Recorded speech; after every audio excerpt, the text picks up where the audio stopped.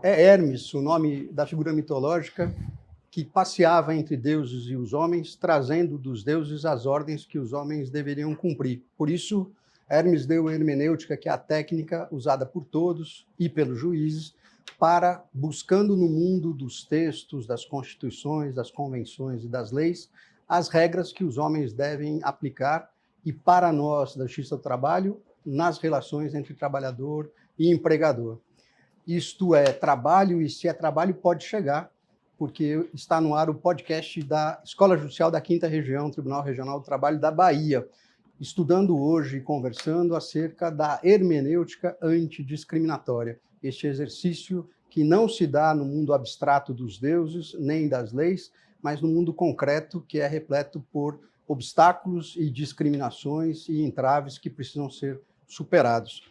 Para isso, nós contamos com a honrosa presença do ministro Alberto Bastos Balazeiro, que é ministro do Tribunal Superior do Trabalho, egresso do Ministério Público do Trabalho, onde era procurador-geral do trabalho, mestre pela Universidade Católica de Brasília, e atua hoje, além de funcionar na terceira turma e na seção 1 de dissídios individuais, num grupo de trabalho importante do TST, que visa a melhoria das condições de trabalho dos catadores de resíduos sólidos. Ministro, olá, muito obrigado pela disponibilidade para essa conversa. Olá, Marcos, uma satisfação poder estar aqui tratando de um tema tão importante para a nossa justiça social. Obrigado, ministro. Começamos por aí. Antidiscriminação é relativamente recente. Fala-se agora em letramento antidiscriminatório, hermenêutica, mas e a discriminação? Ela é recente também? Não, essa é que é a grande chave do problema. Ao gravar um vídeo sobre o evento que seria realizado, sobre esse debate que nós realizamos essa semana no tribunal sobre esse tema, uma das frases que eu utilizei foi que o tema da ordem do dia. E quando a gente percebe que está na ordem do dia, a gente já identifica que há um problema, né? Porque o tema é antigo, a discriminação ela existe já de há muito tempo, ou sempre existiu. O que talvez seja novo seja o nosso olhar. E vamos aproveitar esse olhar para poder também, afinal, olhar para o combate, né? Para o combate à discriminação. As raízes do mercado de trabalho brasileiro são bem complicadas nesse sentido, não? Sim, eu relatava algo muito curioso. A nossa própria doutrina de trabalho, ela costuma se referir ao início do dia de trabalho como sendo os fenômenos migratórios, né? Os europeus que chegam ao Brasil e começam a trazer relações de trabalho, como se antes não houvesse aqui uma relação escravocrata que era uma razão de trabalho. Era uma razão de trabalho imoral, uma razão de trabalho que jamais deveria ter existido, mas existia. A origem do nosso dia de trabalho, infelizmente, é uma origem que começa com a escravidão. Então, é a partir daí, talvez, que comece essa prática de discriminação tão arraigada na nossa sociedade. Se espelha nas relações de hoje? O senhor enxerga? Não há dúvida que sim. Os próprios os exemplos que a gente encontra na nossa jurisprudência, nossas decisões do dia a dia, na mesa de audiência, nos tribunais superiores e também nos fatos práticos do dia a dia, casos envolvendo supermercados, envolvendo discriminação racial, casos envolvendo atrizes, atores, casos envolvendo as nossas próprias relações. Então, não há dúvida que tem origem, sim, e é por essa razão que é tão importante falar do tema para combater. Combatê-lo a partir do conhecimento. Existe algo que encobre essa relação mais violenta, o mito da cordialidade brasileira, da cordialidade racial e a cultura do favorzinho, não? Não há dúvida. E o exemplo maior é a própria forma como a gente lida com atividades que a gente considera invisíveis. Não é só no campo racial, no campo de gênero, que a gente consegue ver ou não ver assuntos graves. Eu citava o exemplo, por exemplo, dos catadores. A gente tem uma ideia de que aquele que recolhe o lixo, aquele que recolhe os resíduos, eles prestam um favorzinho para a nossa sociedade, quando na verdade estão fazendo os serviços que nós devemos fazer para poder continuar a ter uma vida tranquila no nosso planeta. Então ali revela o quê? É uma ideia de que o não pagamento de alguém que realiza um serviço daquela natureza, e eu sempre exemplificava com a questão do gari no caminhão de lixo. Nós achamos muito habitual uma pessoa andar 120 km por hora pendurada numa grade, com o pé junto ao empacotador, com risco de uma amputação e com risco de queda, e ninguém consegue enxergar isso como uma coisa degradante, uma coisa que precisa ser combatida. Ao contrário, é normalizado, não? Não há dúvida, normalizaram. Como normal, né? Mas a cultura do favorzinho invade outras áreas. É comum a gente ouvir em mesa de audiência, sobretudo nas relações domésticas, não? Eu não fiz nada, só deixei de registrar, né? Como se registrar fosse um favor feito para... Tem uma frase que eu acho assim, terrível, aí há um filme que registra isso, é a frase eu peguei para criar, não é? Então você faz um favor a uma família pobre, utilizando da mão de obra de uma criança, um adolescente, negro e negra, na maioria dos casos, ceifando a atividade dela na educação, você ceifa o período dela da educação, em competição, inclusive, com o próprio filho do patrão e da patroa, que estão estudando na mesma época, né? Então é como se o filho do pobre tivesse uma oportunidade, entre aspas, de trabalhar e o filho do rico tivesse um lugar que é estudar para se capacitar para um trabalho mais graduado mais adiante. E aí, esse preconceito, em geral, surge bem claro quando o patrão, o dono, o empregador, o pater famílias branco, cisgênero, etc., diz: eu estou orgulhoso porque meu filho está no doutorado e ainda não precisou trabalhar. E para o filho da empregada, ele diz: que bom que o seu menino de 12 anos já começou na oficina, né, aprendendo um ofício.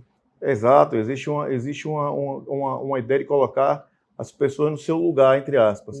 E isso aí revela um lado racial, um lado sexista, porque exatamente você tem um lugar para o filho do pobre, um lugar para o filho do branco, um lugar para o filho do negro, um lugar para o filho do rico. Então, essa colocação de lugares em que as pessoas não têm a sua livre escolha a partir de uma oportunidade idêntica, e aí a gente vai entrar aqui na discussão das cotas, que é algo essencial para uma sociedade que se almeja um dia ser uma sociedade que fale de dignidade, é um debate que esvazia completamente esse discurso de que a igualdade se realiza quando todos têm a mesma oportunidade. Ora, a oportunidade tem que ter o mesmo ponto de partida, né? Exato, senão não há igualdade, não, de jeito nenhum. Essa aproximação com os direitos sociais é um pouco embaçada ainda entre nós. Parece que há direitos concretos, exigíveis e direitos que são facultativos, não? Um dos grandes marcos da Constituição de 88, aí a nossa hermenêutica de combate à discriminação, exatamente perceber que as prestações de natureza social são prestações positivas, sim. E o judiciário, nossa área aqui, tem o dever também de impor prestações positivas, ou seja, impor que haja realização de direitos a partir de atos concretos. Se a gente identifica, por exemplo, liberdade como um direito acima de um direito social, a gente está realmente entrando numa sociedade completamente desigual, né? Desigual e desorganizada, né? Porque esse valor desorganizado. Não é fundamental. Desorganizado. O papel de direitos sociais também, e a gente tem essa desilusão em algum ponto, né? Sim. Que a nossa história do surgimento de direitos sociais não é aqui no Brasil, no mundo, também passa pela noção de que existe uma pacificação através da distribuição de direitos sociais. Os direitos sociais não surgem apenas de uma luta, surgem também de uma noção de pacificação do próprio capitalismo. Então, uma sociedade desigual também é uma sociedade em constante guerra. Veja que nós vivemos também em muitos locais do nosso país, né? Na verdade, ajuda a manter o próprio capitalismo andando, né? Essa concessão de direitos sociais. Ajuda, é o ciclo do próprio ciclo econômico. Se vê os períodos em que o Brasil teve maior distribuição de renda, ele também teve maior atividade econômica. Porque o mesmo consumidor que recebe dinheiro é o mesmo que compra. Sim. Então é um ciclo que não se perfaz. A questão do debate do salário mínimo, nós somos de uma geração que se dizia que o salário mínimo jamais conseguiria chegar a $100. Sim. Se percebeu que, na verdade, não era esse o problema. O problema é muito mais de aumentar a renda para poder aumentar o consumo e poder distribuir, né? Sem que o valor nominal importe, né? Sem que o valor nominal importe. Sim. Os juízes tomam que papel aí? Eu pergunto com duas preocupações. Formação, a regimentação, escolha e formação dos juízes é um aspecto. E o outro é o limite entre o exercício da jurisdição e o ativismo. A gente precisa separar bem claramente as coisas. O juiz hoje não é mais o juiz do gabinete. Isso é inequívoco. Porque o juiz do gabinete que se isolava dos fatos e passava a decidir de uma forma completamente desconectada do mundo, hoje não mais se admite. Não porque o fato de um juiz ser discreto, um juiz ter uma probidade de conduta seja inexigível, muito pelo contrário, essa exigência continua. O que se acresce a essa exigência é uma exigência que ele tenha um contexto de contato com a sociedade. Um juiz é melhor quando ele sabe que uma pessoa passa uma necessidade, quando ele sabe a realidade da população, quando ele sabe o que é racismo, quando ele sabe o que é sexismo. É um magistrado muito mais habilitado a julgar com serenidade, a julgar com probidade. Um outro aspecto que eu acho também importante é que, ao decidir, evidentemente, se concretiza direitos. Isso não é nosso, isso é do mundo inteiro. E isso necessariamente não é ativista. Eu me lembro que o grande debate sobre o ativismo que se faz, eu citei até hoje aquele caso, o famoso caso Locke, né, da Justiça Americana, Suprema Corte Norte-Americana, em que se negou o direito à limitação de jornada de padeiros, também é um exemplo de ativismo. mas é um ativismo de um outro sinal, o sinal está trocado. Sim. Mas é um tipo de opção política no momento de decidir. As cortes superiores, as cortes supremas, têm uma natural tendência a terem algum tipo de postura de agregação de direitos. Não necessariamente é ativismo, até porque, se a gente identificar como ativismo, a gente tem que compreender que também é ativismo se negar o próprio direito. Então, eu até lembrava que esse debate ativismo ou não ativismo é um debate muito mais jornalístico do que propriamente jurídico, né? Porque o próprio surgimento da expressão ativismo ou não ativismo é o surgimento de uma revista Fortune, que é uma revista caras americana. Um jornalista americano que até ajudou na redação de discursos, posteriormente, de Kennedy, o Arthur Schwenzler, ele fez um artigo que ele relatava a postura da Suprema Corte em 1947. Quer dizer, o título é Suprema Corte de 1947. E ele usou pela primeira vez essa expressão. E se pegou do direito como se fosse um conceito técnico. Não é.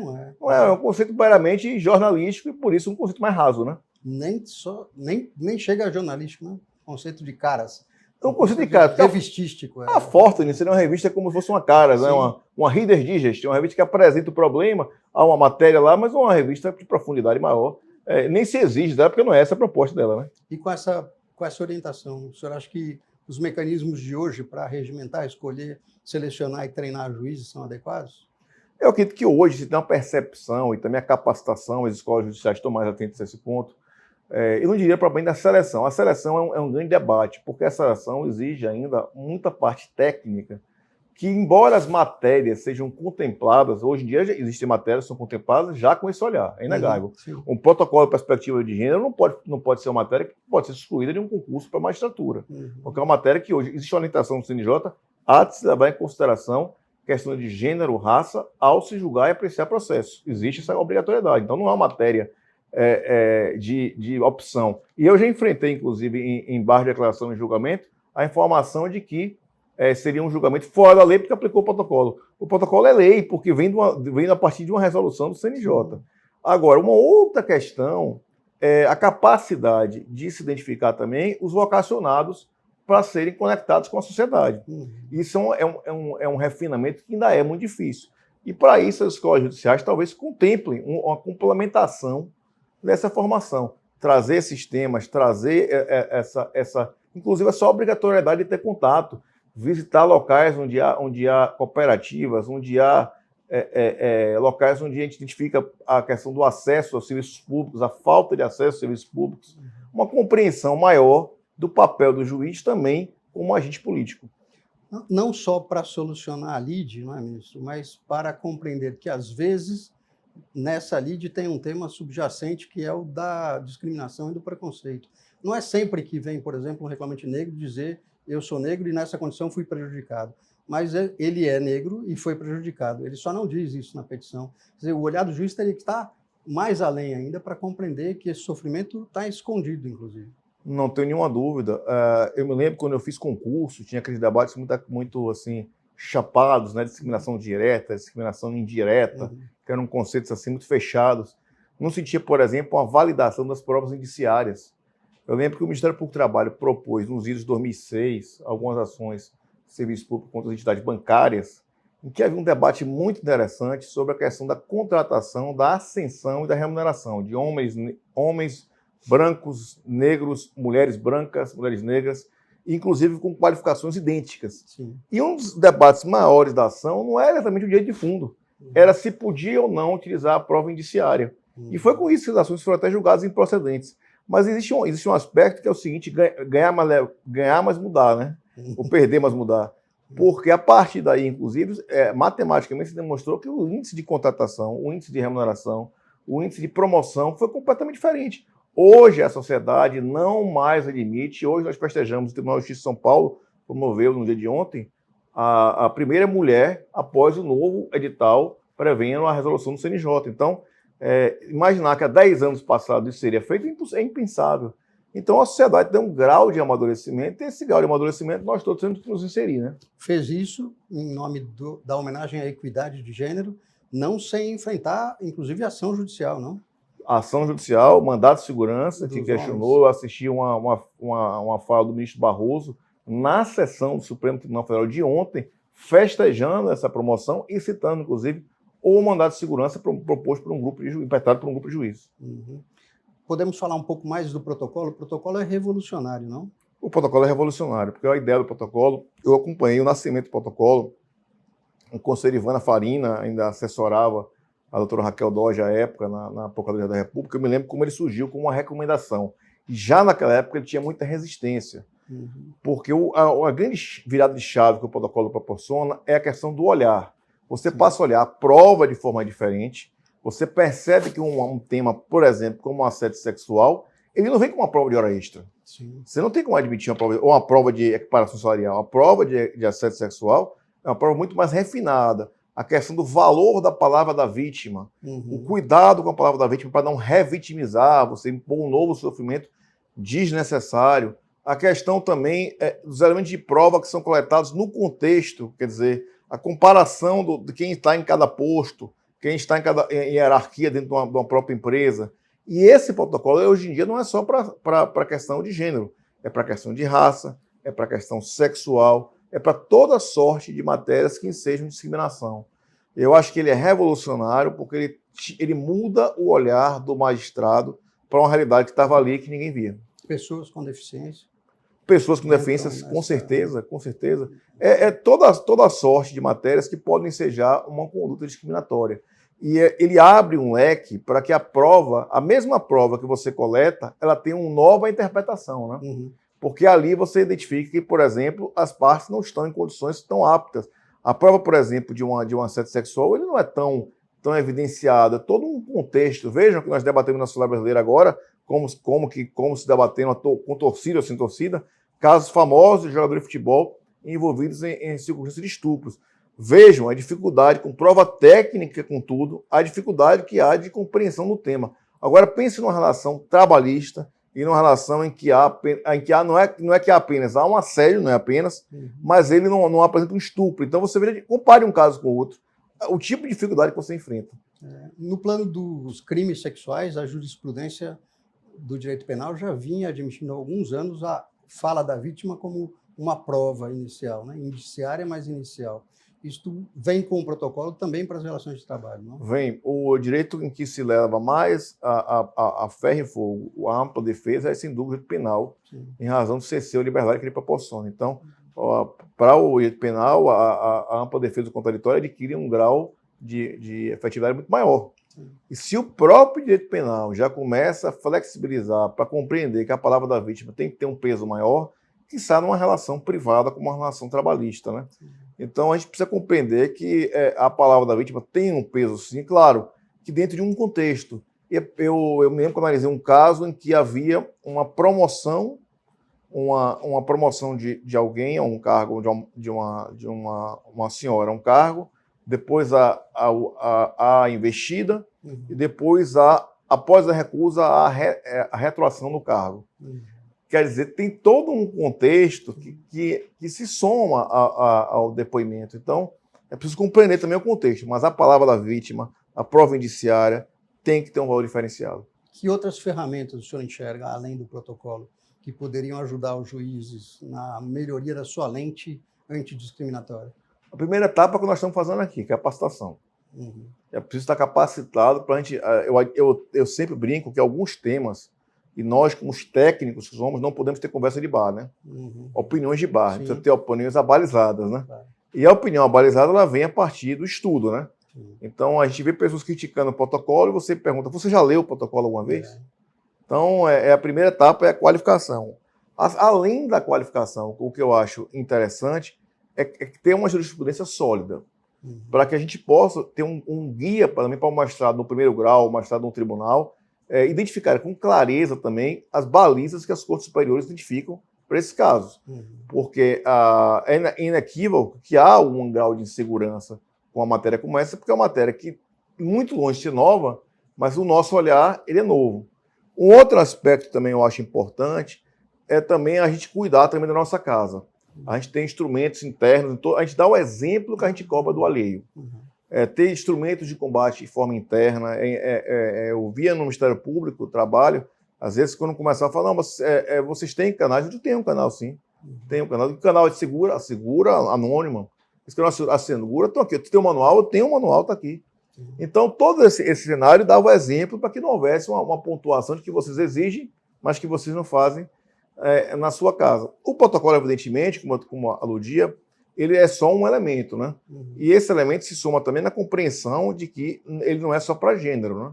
Ele é para outras searas. Sim. Eu acho que iniciativas que tornem também, aí vem o aspecto fundamental da jurisprudência, as condenações precisam estimular, né? Sim. A gente precisa compreender que esses casos eles têm um peso maior. Sim. E as condenações em valores muito pequenos nos incomodam, né? Estimula a reincidência. Essa semana eu tratei de um tema que não era o da sede, mas é um tema que me incomodou muito. E alguns ministros, o ministro Cláudio tem jurisprudência desse tema também, bem interessante. Uma empresa que pratica um tipo de gestão de remuneração mediante limitação da utilização do banheiro. Então, quanto menos eu for ao banheiro, maior é meu prêmio de remuneração. As condenações não podem ser baixas, porque eu já estou no 20º caso que eu pego idêntico. Sim. Então, de algum modo, passa a ser mais fácil pagar a indenização do que mudar a conduta. Agora, pense um caso como assédio sexual. É um caso gravíssimo, né? Muito grave. Então, o dano é irreparável. Não há indenização que repare um trauma dessa natureza. Há pessoas que se aposentam. Sim. Então, é preciso que a gente compreenda que o nosso papel também como juízes é também emprestar uma indenização, uma gravidade que ela merece. Principalmente quando não se tem canais de denúncia, não se tem canais de prevenção, se oculta a prática, se favorece o agressor, porque a jurisprudência que eu trouxe hoje, trouxe uma decisão do ministro Carlos Alberto Reis de Paula, de 2008, relatando o papel do gestor e o papel do preposto. A responsabilidade é a mesma, desde o Código Civil 16. Então, o preposto é responsável pelos atos, o gestor é responsável pelos atos do preposto. Então, a gente precisa ter também uma compreensão que, nesse cenário, a indenização também tem que ser fortalecida. Direito internacional socorre também? Convenções, jurisprudência da Corte Interamericana? Sem dúvida. Eu trouxe até uma série de elementos. Eu acho que hoje não se admite mais julgar sem conhecer decisões, sem conhecer as convenções da OIT, os parâmetros internacionais relacionados à Corte Interamericana, não só convenções, mas também as próprias decisões em casos emblemáticos, que o Brasil, inclusive, tem sucessivas condenações em diversas searas, inclusive na seara de discriminação. Caso emblemático, ele não tomou uma providência, um anúncio que discriminava na contratação de uma pessoa negra. E o Brasil não tomou a providência que devia tomar.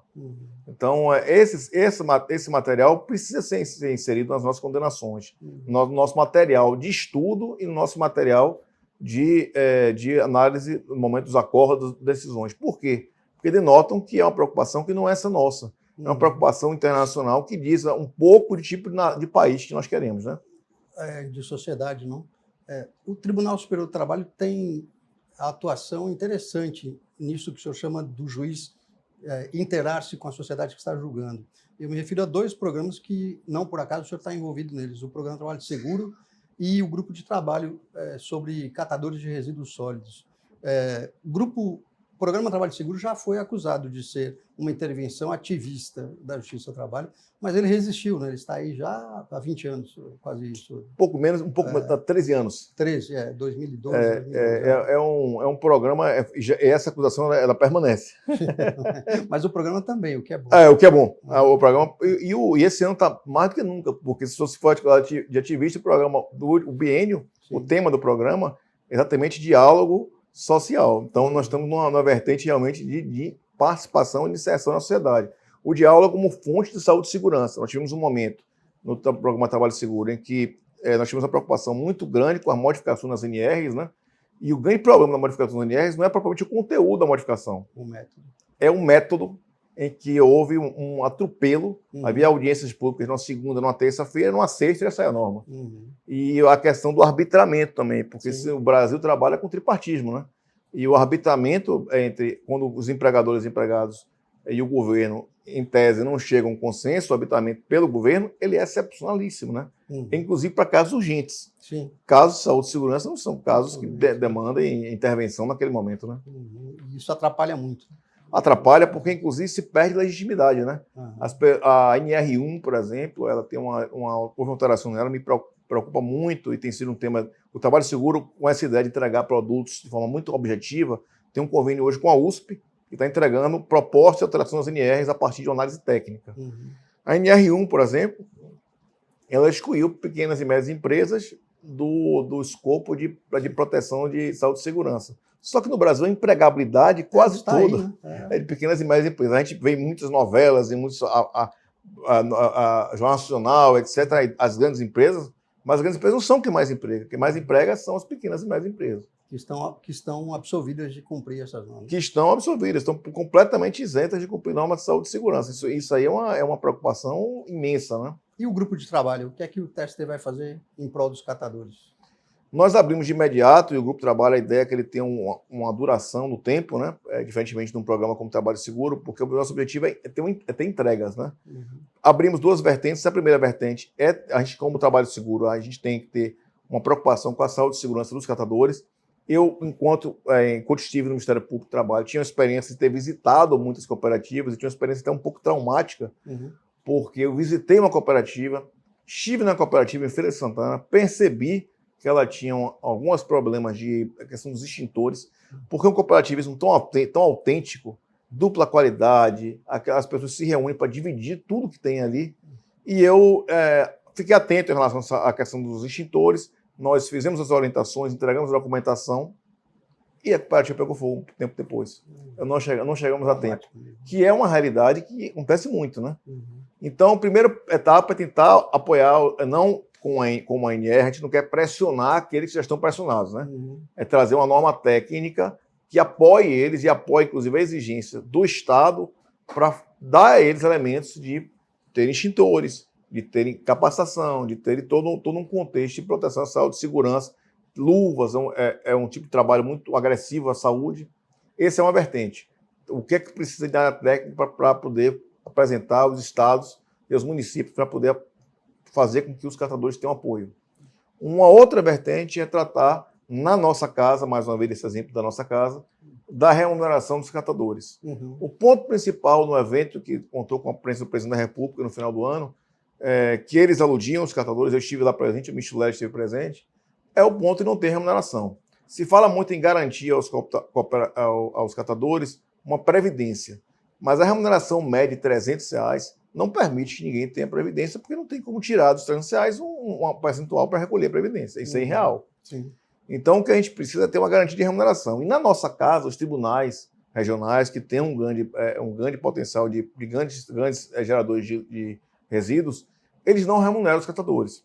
O Tribunal Regional da 13ª Região começou com a experiência de remunerar, e é o que eu acho que o Conselho Superior vai ser levado ao Conselho Superior agora, essa matéria, um modelo para que pelo menos nós comecemos a remunerar. Veja que absurdo, nós enfrentamos recentemente participando de mediação na 4ª Região, condição dos colegas da 4ª Região, em que o Estado o município resolveu remunerar os catadores.